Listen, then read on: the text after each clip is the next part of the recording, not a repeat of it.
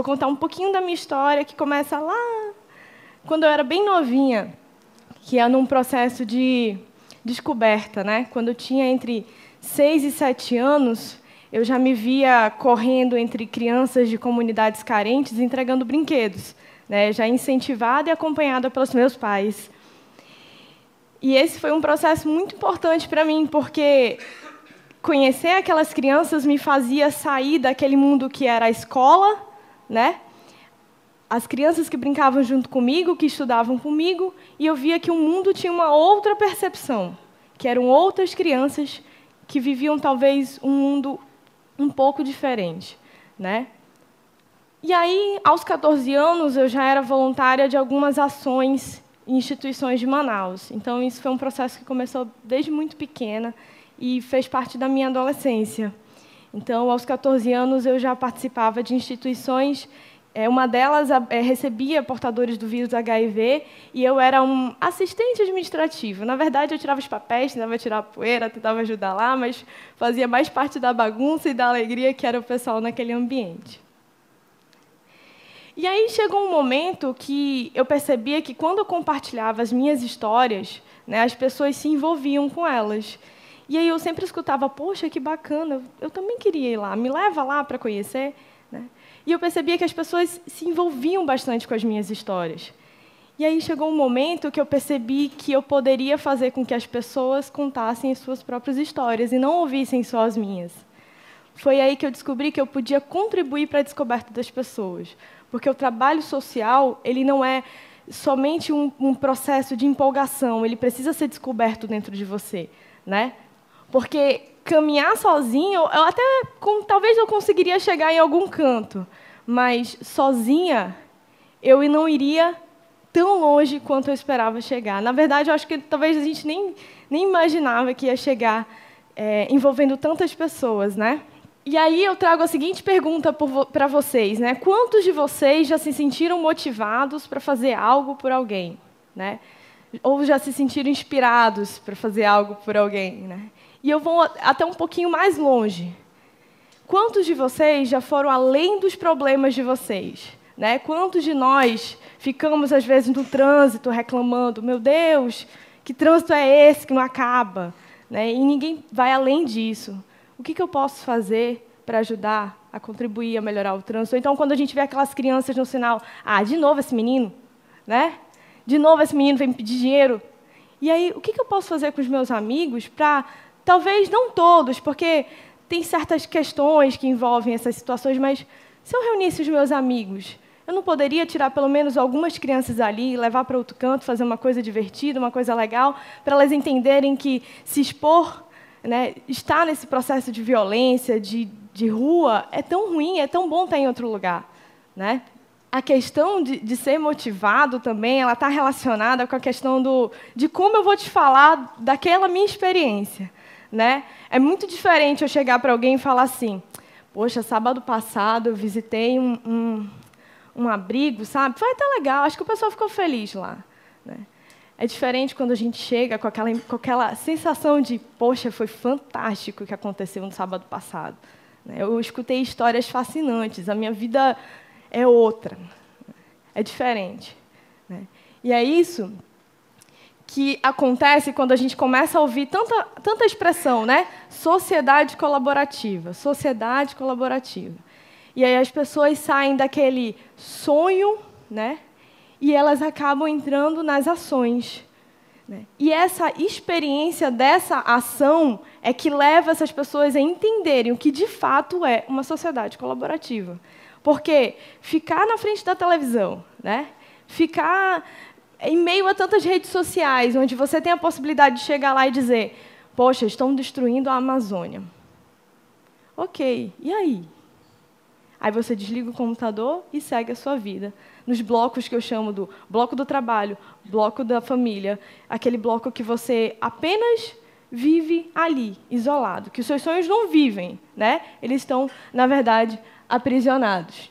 E esse processo de descoberta, né, de fazer algo por alguém, eu digo que é uma receita de bolo. Os mais especialistas, né, aqueles que sabem fazer bolo dizem que se muita gente mexer uma massa de bolo, talvez não dê muito certo, né? Só que esse bolo aqui é diferente.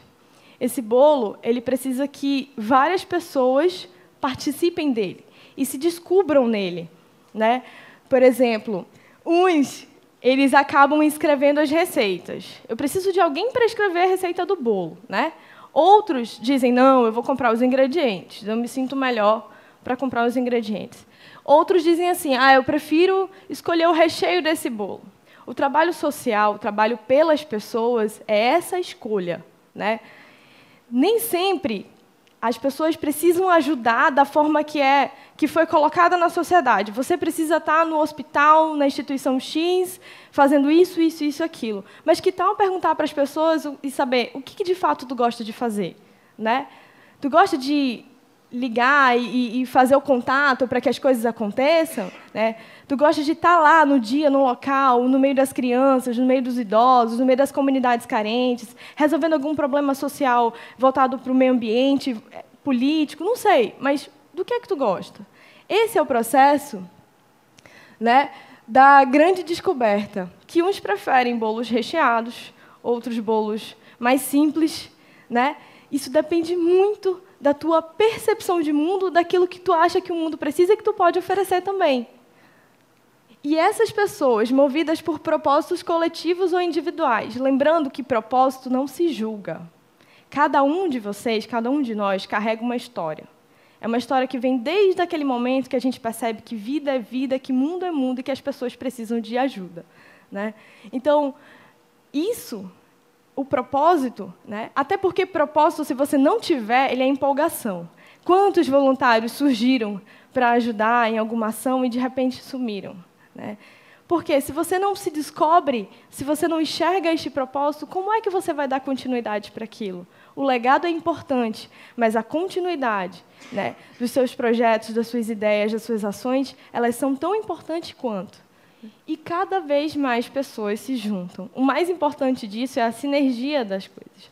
Hoje a gente participa de grupos voluntários em Manaus, onde amigos se descobriram mais amigos, pessoas se descobriram em diferentes propósitos, em diferentes ideias, né? E eu garanto para vocês que hoje na cidade nós temos inúmeros projetos sociais independentes de voluntários, né, que desenvolvem a cidade em vários aspectos, com várias ideias, né? E hoje a gente consegue entender que ajudar, ser voluntário, não precisa mais ser daquela ideia antiga que a gente tinha, né, do voluntário que ia lá, daquele dia, naquele horário, com aquela obrigação. Não, hoje é de acordo com aquilo que você entende que você pode ajudar. Se você faz uma ligação para alguém, se você ajuda a comprar os ingredientes, se você vai lá só para mexer a massa do bolo que a gente está montando, né, que o bolo em si é a ação social, você já está fazendo muita coisa na frente daqueles que estão lá atrás, parados, esperando. Quais são os nossos limites? Até onde a gente pode ajudar e até onde a gente não pode ajudar? A gente precisa refletir um pouco mais sobre isso. Os nossos limites, as nossas histórias, os nossos ensinamentos, percepções, experiências, elas são muito importantes na definição daquilo de eu sou cidadão, qual é a minha contribuição com a sociedade? É acordar de manhã, ir trabalhar, voltar do trabalho, jantar, assistir TV, dormir. Essa é a minha contribuição com a sociedade? Porque é muito fácil a gente exigir os nossos direitos, né? Mas, assim como direitos, a gente também tem como dever. E aí eu vou sugerir para vocês algumas reflexões sobre o que é isso, né? O que é mobilizar pessoas. Pessoal, a espera é uma perda para uma sociedade que precisa de ação imediata. Enquanto você espera, o mundo para, né? A movimentação do mundo, ela não é somente a movimentação natural do planeta, né? O mundo não move por causa da sua movimentação natural. O mundo move quando as pessoas se juntam naquele conceito de sociedade colaborativa que a gente viu, quando as pessoas se descobrem que elas, de fato, elas têm algum tipo de dever dentro da sociedade. Mas não é aquele dever que causa desconforto, que causa cansaço. É o dever que causa prazer. É saber que, se eu ajudo de alguma forma, aquela forma também consegue contribuir não só para mim, mas para todo mundo que está perto. Hoje a gente trabalha em diversos grupos pela cidade que já contam com contando diversos grupos de projetos sociais na cidade de Manaus, a gente conta aí com cerca de 1.000 voluntários, né, de diferentes pessoas que contribuem nos seus fins de semana, contribuem semestralmente, anualmente, mas elas contribuem de alguma forma, né, para entender que a sociedade ela não dá mais para esperar aquilo que a gente acha que alguém vai fazer alguma hora, né? Em algum momento alguém vai fazer, mas será que eu também não posso acelerar um pouco esse processo, enquanto essa perda da sociedade, que precisa de uma ação mais imediata, ela precisa também que eu me mova um pouquinho? A outra reflexão é sobre a confiança, né? É uma sustentação da caminhada. A confiança não é só de quem doa o tempo, ou doa dinheiro, ou doa algum tipo de recurso. A confiança também é de quem recebe, né?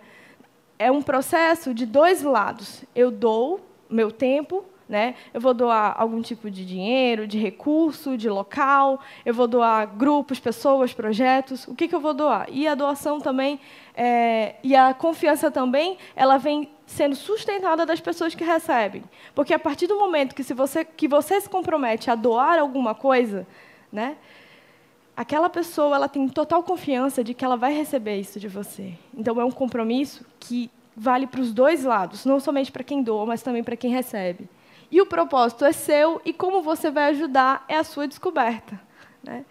Quando você se descobre e quando você encontra seu propósito, o caminhar para enxergar a sociedade como um processo de que eu posso contribuir para que alguma coisa mude e eu pare de estar no sinal falando, poxa, aquele menino de novo vai me pedir dinheiro, né? Ou então, poxa, por que esse pessoal polui tanto Igarapé? Será que eles não sabem que já tem que jogar o lixo no lixo? Mas será que realmente eles receberam essa informação certa? Será que a gente não pode tentar avaliar para ver se o processo de entendimento de que jogar lixo no chão é tão ruim assim? As experiências e as sensações transformam tanto quem recebe quanto quem doa. O segredo é esse. É a transformação, é o processo. Desde aquele momento em que você se descobre, né, em que você passa para descobrir qual o seu propósito, o que você vai fazer na sociedade, essa experiência e essa sensação, ela transforma tudo, tudo.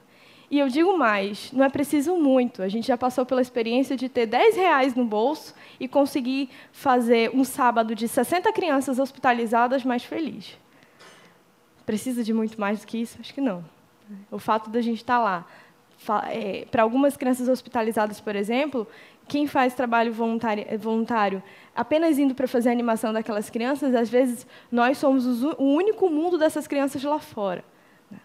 Ou então, quando a gente visita uma comunidade e a gente leva um tema voltado para a educação, por exemplo, muitas daquelas crianças é o primeiro contato delas com um mundo diferente daqueles que elas estão acostumadas. Doar o tempo, uma palavra, o conforto, doar um recurso, não é tão difícil assim, pessoal. Acho que basta que a gente pare um pouquinho para pensar qual é o teu real papel na sociedade hoje, né? E aí, então, eu pergunto para vocês. Na verdade, é uma pergunta conjunta, uma pergunta para mim também, né? Hoje, a maioria das pessoas são meros animais que andam sobre duas pernas, que agem baseados nos seus instintos. São pessoas que, como eu falei, elas vivem dentro de blocos. É o bloco da casa, é o bloco do trabalho, é o bloco que ela não consegue. Ela entra no carro, ela desce no trabalho dela, ela sai do trabalho, ela entra dentro de casa, ela dorme, ela traz para dentro desse bloco todos os sonhos dela, ela traz para dentro desse bloco os filhos, tudo é muito fechado, o mundo exterior é a televisão, é a rede social, tudo fechou para aquela pessoa. Isso são animais que andam sobre duas pernas e apenas vivem. Comem porque precisam comer, dormem, trabalham porque precisam pagar as contas, né? E aí a gente esquece que existem, agora na forma de raridade, seres verdadeiramente humanos, né? E aí eu pergunto, nós somos animais que andam sobre duas pernas, que vivem dentro de blocos, que dentro desses blocos armazenaram todo o seu orgulho, todo o fechamento da visibilidade de uma sociedade que precisa de ações imediatas, ou nós somos seres humanos de verdade, né?